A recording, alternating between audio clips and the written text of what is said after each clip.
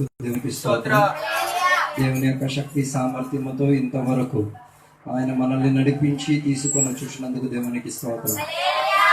దేవుడు మనల్ని బలపరచునుగాక, శక్తిపరచునుగాక. ఈ పగటి వేళ మనం చదివిన వాక్య భాగంలోకి మనం వెళ్దాం. సంఖ్యాకాండం 28వ అధ్యాయం దాని మొదటి వచనం గురించి. నిర్గమాకాండం 28వ అధ్యాయం దాని మొదటి వచనం. చాలు, అక్కడ అధ్యాయంలో యాజకత్వం గురించి, యాజకుడై తీరడానికి యాజకుడుకున్న వస్త్రధారణ ఎట్టిది, యాజకుడికి ఏ రీతి కలిగిన ప్రాధాన్యత దేవుడిచ్చారో వాటి గురించి స్పష్టంగా అక్కడ రాయబడి ఉన్నది. చాలా మంది దేవుని బిడ్డలకు యాజక తత్వం గురించి తెలియలేని ఒక కాలకద్దిలో మనం జీవిస్తున్నాం. అందరూ యాజకులు అనుకుంటున్నారు. ఉన్నారో లేదా నాది లేదు. అలా కత్తి పట్టుకున్నాడంతా ఎవడట నరకడానికి వెళ్ళి ఈ యొక్క సిద్ధాంత కాలంలో చాలా మంది జీవిస్తున్నారు. బైబిల్ పట్టుకున్న వాళ్ళందరూ పాస్టర్లు, ప్రార్థన చేసే వాళ్ళందరూ ప్రార్థనా పరులు అన్ని ఇలా ఆలోచించే ఒక ప్రణాళికలో లోకం జీవించుచున్నది. కానీ ఏదైనా పగటి వేళ దేవుని బిడ్డలకు ఆ వాక్యములో ఉన్న శ్రేష్టత అర్థమై తీరాలి. యాజకత్వం అన్నది దేవుడు ఇచ్చినది, దేవుని ద్వారా పిలువబడిన వాడు, దేవుని ద్వారా ఎంచబడిన వాడు, దేవుడు ప్రత్యేకంగా చెప్పిన వాళ్ళ మాత్రమే ఈ పనిని చేయగలిగేది, చేసుకోగలిగి తీరేది. ఉన్నారో లేదో నాకు తెలియట్లేదు. యాజకులకున్న వస్త్రానికి ఉన్న ఖరీదే సుమారు 3 కోట్ల పైన. 3 కోట్ల వస్త్రం ధరించుకొని యాజక ధర్మం నెరవేర్చుకు తీరాలంటే ఏసుకున్నోడికి ఆ వస్త్రం పైన ఏముండి తీరాలి? నమ్మకత్వం ఉండి తీరాలి. కొందరికి 1000 రూపాయల బట్టలు ఇచ్చినా కూడా సంవత్సరం కూడా రాదు. ఎలా దేవుణ్ణి నమ్ముతాడు?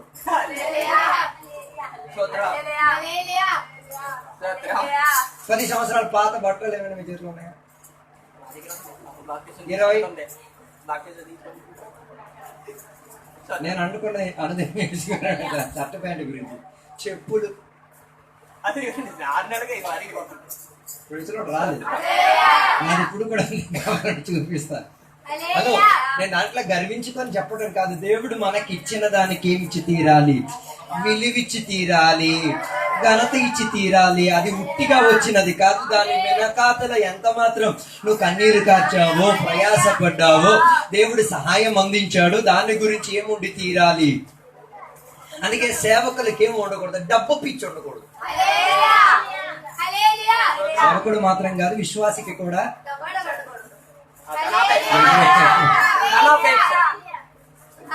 బైబిల్ చెప్తున్న మాట, ధనాన్ని ప్రేమించడమే పాపం.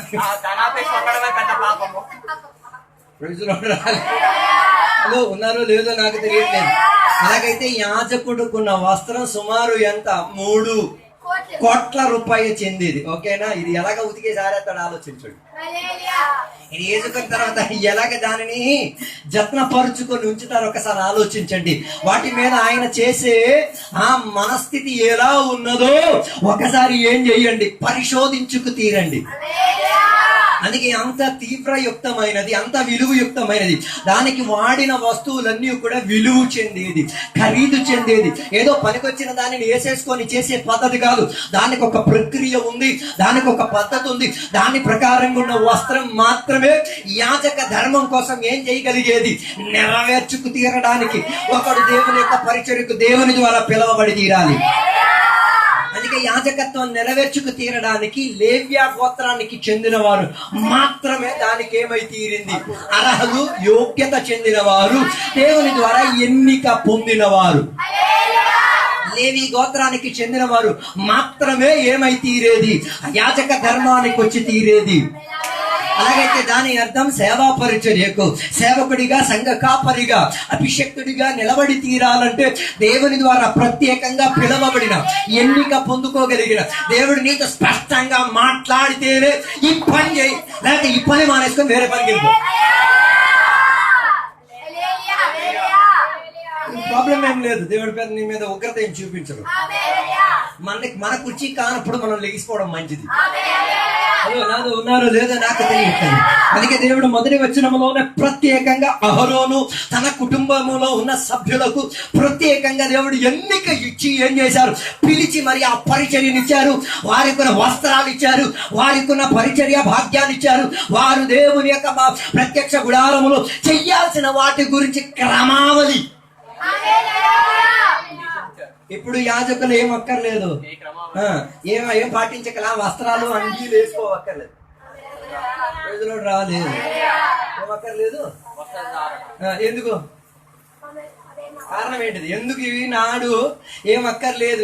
సేవా పరిచర్య చేసిన వారికి ప్రత్యేక అంగీలు, ప్రత్యేక బట్టలు అక్కర్లేని కారణం ఏంటి చెప్పగలుగుతారా?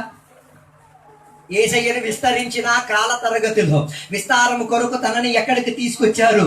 ఆ కాలములో న్యాయ అధ్యక్షుల దగ్గరికి తీసుకొచ్చినప్పుడు న్యాయ అధ్యక్షుడిగా ఉన్న లేకపోతే మహాయాజకుడు ఉన్న యాజకుడు తన వస్త్రాన్ని ఏం చేసేసుకున్నాడు? తెలుసో తెలియక ఏం చేసేసాడు? చింపేశాడు. ఆడు ఎందుకు చింపాడో ఆడికి తెలియదు. కానీ ఒక విషయం అర్థమైంది, యథార్థమైన యాజకుడు యేసుక్రీస్తు వారు. ఆయన ముందు ఒరిజినల్ గా ఎవరు కూడా నిలబడలేరు కాబట్టి తన యాజక ధర్మానికి చెందిన వస్త్రం ఏం చేసుకు తీరాలి, ఎంత ఖరీదైనా పర్వాలేదు, దానిని చింపుకు 3 కోట్లైనా పర్వాలేదు, అసలైన ఏసైనా చూస్తే చెంపగలిగే సత్తా ఉండాలి. ఏం వెలిగిందో?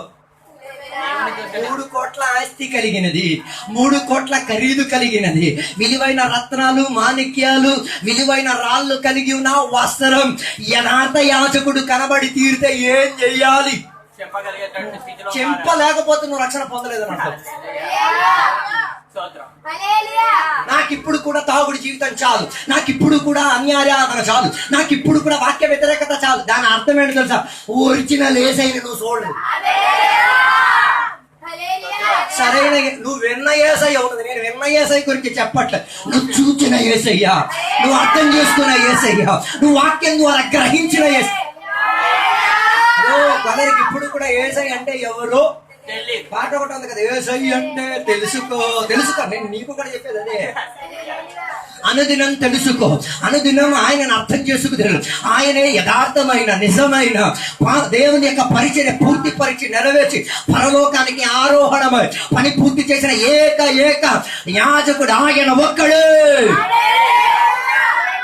ఆ యాజకుని ఆశ్రయించినందుకు, ఆ యాజకుని పైన మనం నిరీక్షణ ఉంచినందుకు మనల్ని కూడా దేవుడు ఏం చేసి తీరాడు? ఒక యాజకునిగా దేవుడు అంగీకరించి తీరాడు. అందుకే దేవుని యొక్క కృపా సింహాసనములో సమయోచిత సమయంగా ఏం చేయొచ్చు? బయలుదేరి వెళ్ళి తీరొచ్చు. ఓకేనా? అలాగైతే యాజకులు దేవుని ద్వారా ఏమై ఉండి తీరాలి? ఈ కాలం తయారు ఎలాగైందంటే కానుకలు దొరికితే అందరూ పాస్టర్, విశ్వాసాలు కూడా దీన్ని దొంగిలించడం రెడీ అయిపోయారు. పాస్టర్ కనబడకపోతే ఏం దొంగిలించేస్తాడు? పాస్టర్ సొమ్ము దొంగిలించాడు.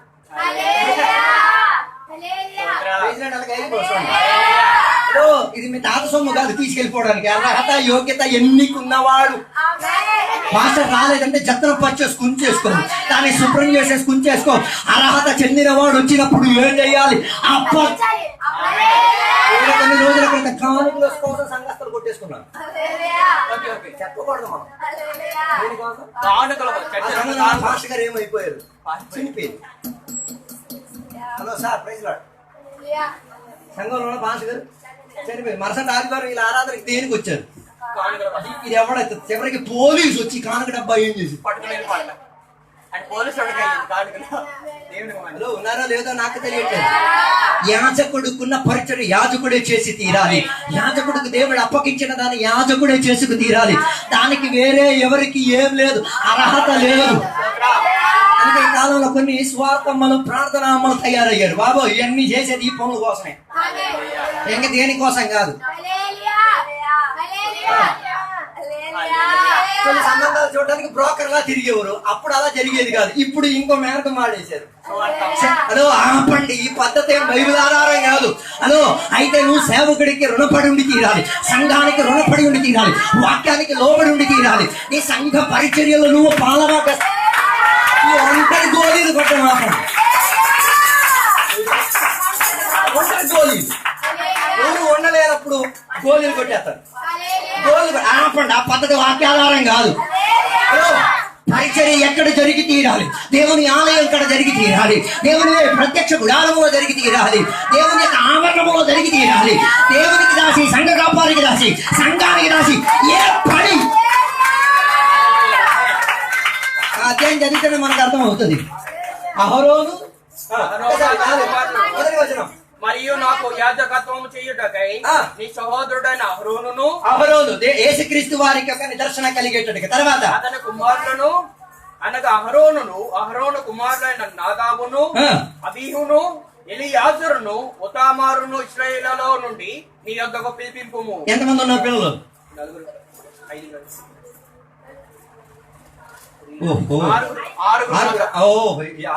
నలుగురు ఎవరు? ఎలియాజర్, ఇతామార్, నాదాబ్, అబీహు, నలుగురు. ఓకేనా? టోటల్ గా వీళ్ళు అంతా కలిపి ఎంతమంది అయ్యారు?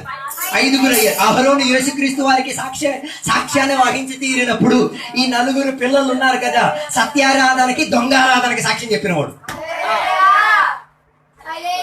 సంఘం లోపల కూడా ఉన్నారు కదా, కొందరు నిజాయితీగా ఆరాధన చేసేవారు, కొందరు నాటకం చేశారని చెప్పి పాటొచ్చు, పాటలు మరి ఏం మలుపు వచ్చిందో చప్పట్లు కొట్టు, ఊచు కొట్టు, గొంతు చింపి పాటలు తెలుసు సైడు ఏం పర్లేదు. దొంగారాధన కొన్నాడు కూడా లోపల ఉన్నాడు అన్నమాట. నిజారాధన చేయడానికి ఆసక్తి కలిగిన వాడి మధ్యలో ఆరాధన అంటే పాట కాదు, ఆరాధన అంటే చాలా మంది ఆరాధన పాట పాడేది. నో, హలో, ఆరాధన అంటే ఒక పాట పాడితే ఆరాధన అయిపోయింది. ఆరాధన ఏమి? ఒక అర్పణ, ఒక అర్చన. మన భాషలో అర్చన అర్పించిన స్నానం చేసుకుని ఉండాలా, తర్వాత ఏం చేసుకుని ఉండాలి? తడి బట్టలతో వచ్చి ఉండి తీరాలా, తర్వాత వచ్చి ఏం చేయాలి? ధూపం వెలిగించి తీరాలా. ఆ ధూపం ఏం చేయాలి? ఇంటి చుట్టూ ఏం చేయాలి? ప్రవహించి తీరేంతటిగా, సువాసన భరితం వచ్చి తీరేంతటిగా ఉండి తీరాలి. అలాగైతే ఆరాధన చేసిన వాడి పద్ధతి కూడా అలాగే ఉండాలి. దాన్ని కాపీ చేసి మన నేను చెప్పలే. ఆ రీతి కలిగిన సిద్ధబాటు ఉండాలి, ఆ రీతి కలిగిన సమర్పణ ఉండాలి, ఆ రీతి కలిగిన పరిశుద్ధత ఉండాలి, ఆ రీతి కలిగిన దేవుని దగ్గర నుంచి ఏం సహాయం అడిగి తీరగలిగేటట్టుగా ఉన్న ఒక అనుబంధం. లేకపోతే ఎస్పి బాలసుబ్రహ్మణ్యకి ఆరాధన చేసిన వాడికి ఏంటి ఆడ? ఆడు ట్యూన్ ఎట్టేసుకుని ఆడు అలా పాడుతాడు. ఆయన ఆ పాటే మనకి కాదు, ఆ లోపల కూడా ఏమై తీరేది? దేవునికి ఘనత వచ్చి తీరేటట్టుగా, దేవునికి మహిమ వచ్చి తీరేటట్టుగా, దేవుని యొక్క నామం హెచ్చించబడి తీరేటట్టుగా, పరలోక సైన్యం లోకానికి దిగి వచ్చి తీరేటట్టుగా, పరిశుద్ధాత్మ అభిషేకము అందరూ ఏకం. అప్పుడు ఆరాధనలో ఈ రెండు కూడా ఉన్నాయి. ఏంటిది? నిజారాధన, దొంగారాధన. అబద్ధారాధన కాదు, దొంగారాధన. అబద్ధం అలాగే చెప్పాలి. హలో, ఎలియాజరు, ఇతమారు నిజాయితీ కలిగిన ఆరాధన చేసి దేవుని యొక్క చిత్తవృత్తి ఏంటో, దేవుని యొక్క ఇష్టం ఏంటో, దేవుడు ఏం ఆశిస్తున్నారు దాని కొరకు తపన పడినప్పుడు నాదాబు, అబీహు వాళ్ళకేం తెలుసా? అంత యాక్టింగ్,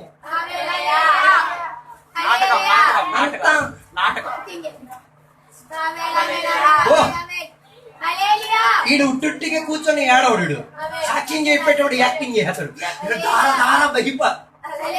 భైరవ దారాలు. అరే బాబు ఆపు నాయన, నువ్వు ఎందుకు ఏడుతున్నావు కూడా నాకు అర్థమైంది. పశ్చాత్తాపం వచ్చినప్పుడు రాని ఏడుపు సాక్ష్యంలో రాకూడదు. వాక్యం వినేటప్పుడు రాని ఏడుపు ప్రార్థనలో రాకూడదు. దొంగ ఏడుపు. వాక్యం వినేటప్పుడు నెహెమ్యా గ్రంథం చెప్పుచున్నాడు, వారు వాక్యం చదవడం వినేసరికి ఆలాపించి ఏడ్చారట. దాని అర్థం అంటే ఒకటి చచ్చిపోయాడు, ఇంకా దిక్కు లేదు, ఏ రీతి లేదు అని నేను అదే రావట్లేదంటే ఆరాధన దొంగ అయిపోయింది. మనకంత చప్పట్లు కొట్టే సాయి. వాక్యం నిన్ను నవ్వించడం కాదు, వాక్యం నిన్ను ఏడిపించి తీరాలి. వాక్యం నిన్ను మోకాల్లోకి, బైబిల్ చదివేది ప్రతి మోకాలు ఏం చేస్తుంది? కాళ్ళు నొప్పి, మెడ నొప్పి, ఒంటికి నొప్పి ఏం పని. అందుకే ఇక్కడ బల్లకారికి వచ్చిన ఒక్కొక్కటి బిల్డప్ చూడాలి. కుర్చీ మీదే కదా బాబు కిందగా దిగబోయ్. ఇచ్చిన సేవకుడు చూసి బుద్ధి నేర్చుకో, ఆయన కూర్చున్నాడు. ఇచ్చిన ఏంటిది గౌరవం, దానికి ఇచ్చిన ఏంటిది, దానికి ఇచ్చిన ఆరాధన ప్రక్రియ అది భయభక్తితో చేసే.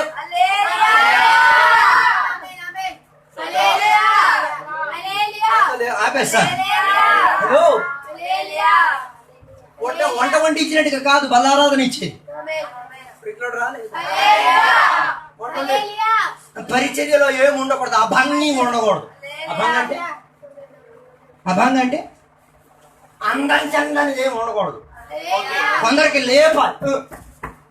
మరి ఇది పడుకోవడానికి వచ్చిందో దేనికి వచ్చిందో బల్లారాధనది, నిద్రపోవడానికి ఆరాధన కాదు. కొందరికి దీని మీద భయభక్తే లేదు, ఏదో కుష్టోడిచ్చిన ముట్టి తిన్నారు తీవ్రత చెందేది. అది నేను చావుకు కూడా గురి చేసి తీరొచ్చు, తీర్పు యోగ్యం చేసి తీరొచ్చు. దానికి ఇవ్వాల్సిన ప్రాధాన్యత ఎవరు ఇచ్చాడన్నది కాదు, అది ఎవరికి ఘనత ఇప్పించుకోరే కొరకున్నది, అది ఎవరి వాగ్దానం చెప్పు. మోకాలు కూర్చొని దాన్ని తీసుకోవాలి. మరి నువ్వు అలా దేవుని స్పందన లేదేమో, అందుకే నీకు తెలియట్లేదు, అర్థం కాలేదు. కానుక లేదో ముష్టికంగా చేసినట్టు. అరే బాబు, అది విలువైనది, అది విశ్వాసానికి చెందిన విత్తనం, దానికున్న శుద్ధీకరణ.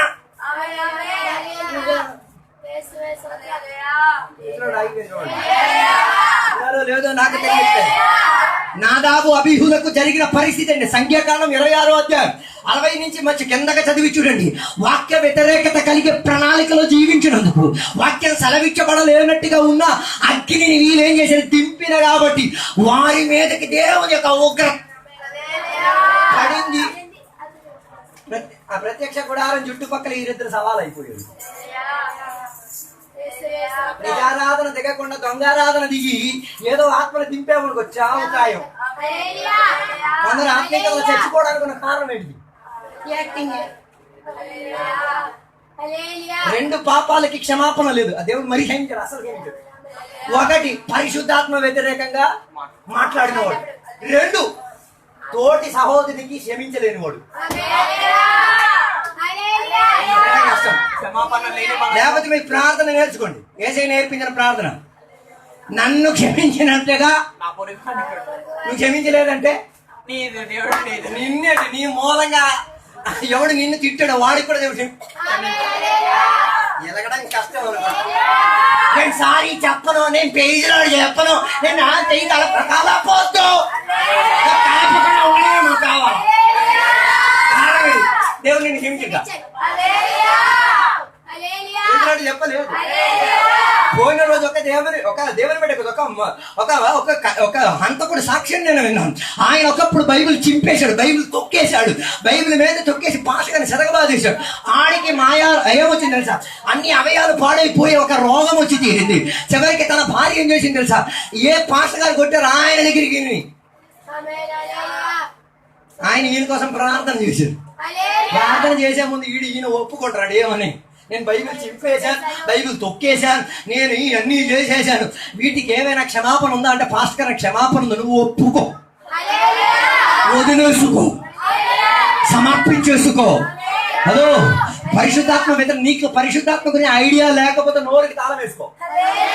కొనుక్కోవడానికి టైం లేకపోతే మా దగ్గర చిన్న గౌరవం ఆయనకి చెప్తే నోరుకి ఎలా ఫిట్టింగ్ పెట్టాలో పెట్టించేస్తారు. మరి మాట్లాడే పరిస్థితి రాదు. పరిశుద్ధాత్మను ఎదురించకూడదు, పరిశుద్ధాత్మ ఇచ్చిన కృపావరాలను ఎదురించకూడదు, పరిశుద్ధాత్మ వ్యతిరేకంగా ఒక్క మాట కూడా ఏం చేయకూడదు, పలకకూడదు. అది పరిచర్యక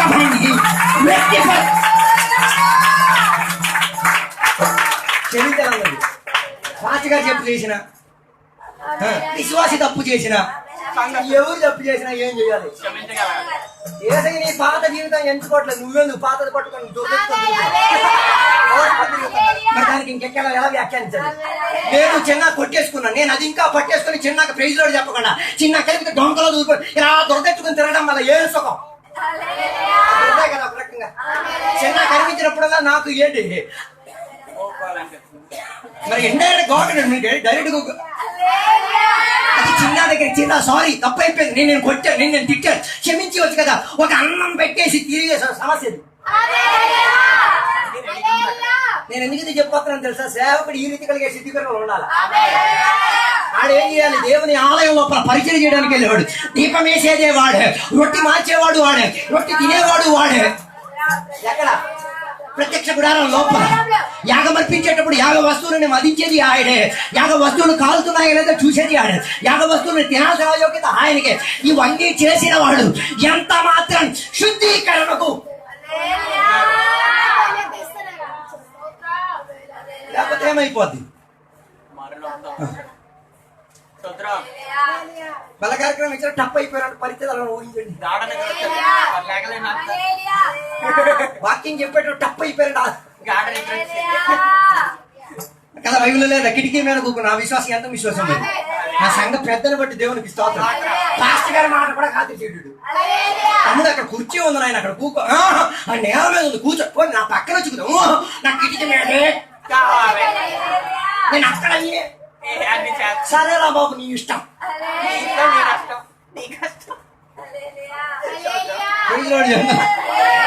నాడు ఉన్నత శ్రేణి ఎంత గొప్పదో నాకు అర్థం కాదు. కూకొని పడుకున్నాడు, టప్ అయిపోయాడు. ఆ సేవకుడు ఉన్నాడు కాబట్టి దేవునికి స్తోత్రం. హలో, అది మరణానికి తుల్యం. మర్యాదన లేదు పడుకోవడం. ఇది ఒక యాక్టింగ్ లక్షణం. ఇది పడుకున్నామంటే ఆత్మికత సచ్చిందని. నీకు ఆత్మిక విషయాలకి ఏం కావట్లేదు, ప్రాధాన్యత అనిపించట్లేదు. హలో, ఆత్మిక విషయాలకి ఏం లేదు, లేదో నాకు తెలియదు. యాజకుడి పని ఏంటి? దేవాలయం లోపల ఉన్న వస్తువులన్నీ సంరక్షించేది. దేవాలయపు వస్తువులు మొత్తం ఏం చేయాలి? ఎవడు పోయాలి? అదిగా నన్ను మేము మోస్తున్నాం. రాయమ్మ ప్రార్థనకి, రాయమ్మ శుభాకి పిలవపోతున్నారు. అదేం ఫిట్టింగ్ పెట్టుకున్నారు. చర్చిలో చెప్తున్నారు, ఇంటికాడ చెప్తున్నారు, కార్యాలయంలో చెప్తున్నారు. రండి మళ్ళీ ఇంకా ఏమన్నా శ్రావణ్ కుమార్ లా తయారమ్మా. అమ్మ నాన్న మీరు ఏం చేసేది? పండమ్మా పండు అమ్ముతామండి. ఆవిడన్నీ ఆగిపోయింది. హలో, నిజారాధనలోకి రండి.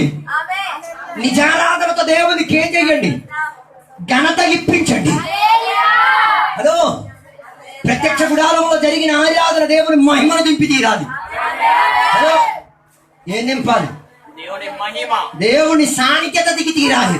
ఊరోనికి తెలియాలి నువ్వు దేవుడు ఎవడో.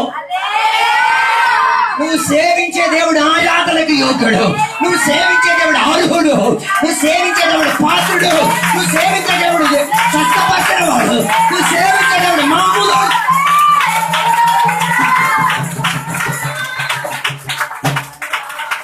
ఇద్దరు కరెక్ట్ గా ఆరాధన చేశారు. ఇద్దరు దొంగ ఆరాధన చేశారు. నటన దేవుడు చూడట్లేదు, చూస్తున్నారు. అవకాశం ఇచ్చినప్పుడు సెట్ చేసేసుకో. దొంగారాధనకి ప్రాధాన్యత చెందిన ఎవరైనా ఉంటే ఈ రాత్రి పగటి వేళ ఈ వాక్యం వినేటప్పుడు పశ్చాత్తాపంలోకి వచ్చి కుటుంబం మారుతుంది. నీ ఆత్మీక జీవితం దీవెన కలిగేటట్టుగా మారి తీరుతుంది. నీ జీవితం దేవునికి అనుకూలపడేటట్టుగా, దేవుని నామాన్ని గణపరిచేటట్టుగా మారి తీరుతుంది. యాజకులు వారి పని ఏం చేయాలి? చేసుకోవాలి. ప్రత్యక్ష గుడారం చుట్టే వారికి కాపురా. ప్రత్యక్ష గుడారం లోపల ఉన్న సామగ్రి ఏం చేయాలి? కొందరు చెప్తున్నారు, పాస్టర్ గారు తిండి కోసం పోతున్నారు. అవును, తిండి కోసమే బతుకుతున్నారు. ఏం ప్రాబ్లం ఉందా? సమస్య ఉంటే చెప్పండి. మీరు ఆవును పెంచుతున్నారు, మరి ఆవు ఇచ్చిన దాంతోనే కదా బతికేది. పేడ అమ్మేస్తావు ఎవరికి? కనకరాజుకి. మూత్రం అమ్మేస్తావు శాంతమ్మకి. పాలు అమ్మేస్తావు ఊరు అంతే కదా. ఇప్పుడు నేను చెప్తాను, నువ్వు పాలు ద్వారా బతికేస్తున్నావు, పేడ ద్వారా బతికేదు.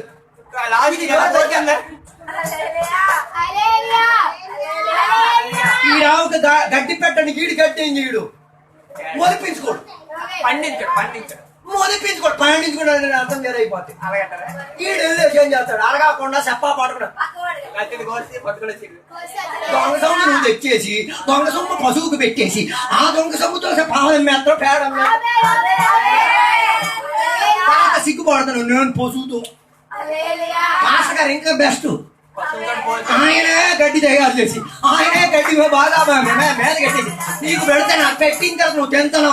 నువ్వు ఇన్ని రోజులు 1, 2, 3 చేస్తున్నాం. పాస్టర్ హల్లెలూయా. స్తోత్రం. ఇప్పుడు చెప్పండి, హక్కుదారు కాదా తినడానికి? ఆకాశం అట్టి చెప్పు దెబ్బలు వచ్చేటట్టు ఉన్నాయి కదా. హలో, దేని ద్వారా ఉన్నాడు దాని ద్వారా ఏం చేయాలి? నీకు చేత కాకపోతే మూసుకొని ఉండు. చేత అయినోడికి ఎందుకు పొడుచుకోవాలి? హలో, యాగం అర్పించడానికి ఉన్న వస్తువు ఎవరు తినాలి? యాజకులే తినాలి.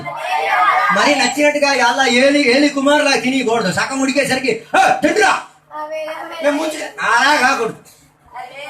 బల్లల మీద పెట్టబడిన రొట్టె ఉంది కదా, అది వారం వారం ఏమై తీరాలి, మార్పు చెందించేసి మళ్ళీ పెట్టేసి ఏం చేయాలి? తినేది. అదే కదా దావీదు ఒకసారి ఆకలితో ఉన్నప్పుడు దేవాలయం దగ్గరికి వచ్చి ఆకలితో ఏదైనా పెట్టండి అని చెప్తే ఎక్కడున్న రొట్టె ఉన్నది? బల్ల మీద ఉన్న రొట్టె ఉన్నది.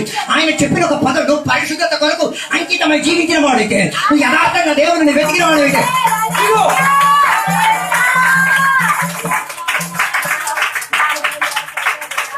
ముగిసింది. యాజకుడికి తన ప్రత్యేకత ఉంది. తన పరిచయం నీకు తెలియకపోతే తెలియదని మౌనంగా ఉండేది. ఆయన పని ఆయన చేసేసుకోండి. నువ్వు ఆయన పని చేయడానికి వెళ్ళిపోమాట. ఈ వాక్యాల దేవుడు మనం అందరం కూడా దీవించను కాక.